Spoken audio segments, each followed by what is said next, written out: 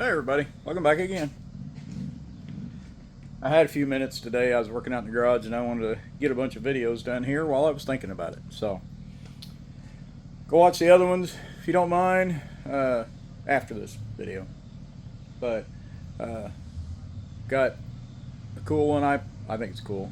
Tater launcher, and then a video taking valve springs off. Go watch them if you don't mind. That's why I'm all sticky and nasty.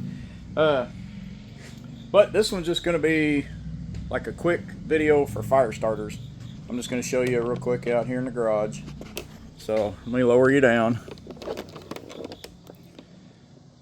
I got you bouncing around here. Okay. So now you need, if you go camping and stuff, this is just something for camping or even starting fires around about whatever. If you don't have a torch or matches, get you a watertight container and get some lint from your dryer. And you can take cardboard. That's pieces of cardboard that I stuck a wick down in, and I've got a hot plate with a pan that just like leftover candles. I melt the leftover candles and use that wax instead of throwing the candles away. But you just take some cardboard, you can see it's corrugated, just take some cardboard and dip it multiple times. You can keep this in a little tin or a baggie. This, you don't have to worry about keeping waterproof or keep from getting wet, because the wax will actually keep the cardboard and the wick from where it won't work. But the main fire starter thing is, it's KMNO4. It's potassium permanganate, and you'll have to look up the ratios of this is also, it's an oxidizer, so it's you can use it as a wound cleanser and a water purifier too, but you'd have to look up the ratios for how much water you have and all that kind of stuff. I don't have those with me, but you take this and you take glycerin and you mix the two together. Now the hotter it is, the faster the reaction will come. The hotter it is outside. So if it's really, really cold, when I've started some fires before and it's been, in the 20s, it took almost 10 minutes for the reaction. When it's really hot out, it reacts quicker because it's a thermal reaction. So it just makes sense that the hotter it is, the less it's got to heat up before it flares off. But if you have, some kindling stuck up or whatever, hold on. I'll get this other tray I got.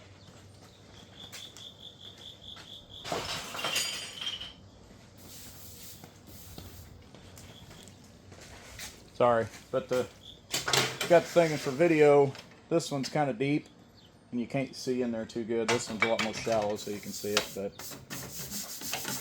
But just an example, and if you don't have glycerin, that's fine. Anything that's glycerin based, like certain makeups, brake fluid, things like that, will set this off also. But just to show you it working, or what it does, and you can take, this is really good for starting any fires, but you don't want to put great big logs. You don't want to put great big logs around it, because it's just not, it's a flash. It flashes off real quick. It's very hot, but it's not going to stay burning long enough to dig the big logs. So you want to make sure you got some small kindling or something more flammable, which, like this, if you have a lighter or a torch, you can just use this, light this, and put that in there, and it'll burn slow and get it caught. But if you don't have, take some bark or whatever logs you got, take a knife, scrape off a bunch of small shavings, you make this pile, and then kind of put a little hole in the middle there. And then what I'll do, if I got a bunch of little sticks, I'll go ahead and stack the sticks up on it before I put the glycerin in it. And then I'll leave a little spot in the middle where I can pour the glycerin straight down through. That way you're not pouring the glycerin on and then trying to put the stuff on real quick. But you can stack some of these up, put them around it so when it flashes off, it'll catch these on fire. And it does its own thing. So you could, if you had your whole pile ready, you could, to get a little extra, you could pour that on there, and as soon as you pour the glycerin, shove this on it, and it'll still flame underneath this.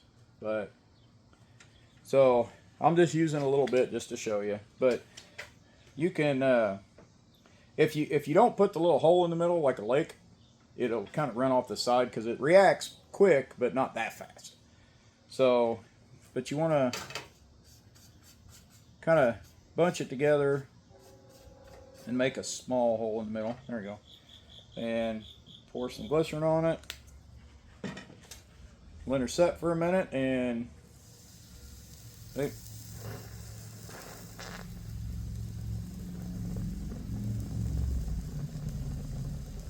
see, it does a pretty good little flame. You know, and if you had to, you could go ahead and get it started. See if I might have waited too long to do this.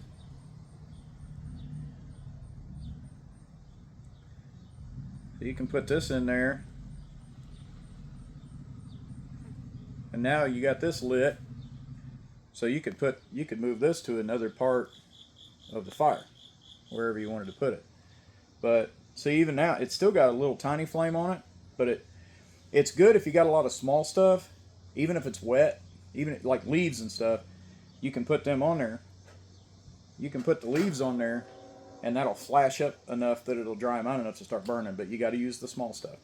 So yeah, this, and you can get little vials that you can put this and the glycerin in and take with you on camping, just in your backpack.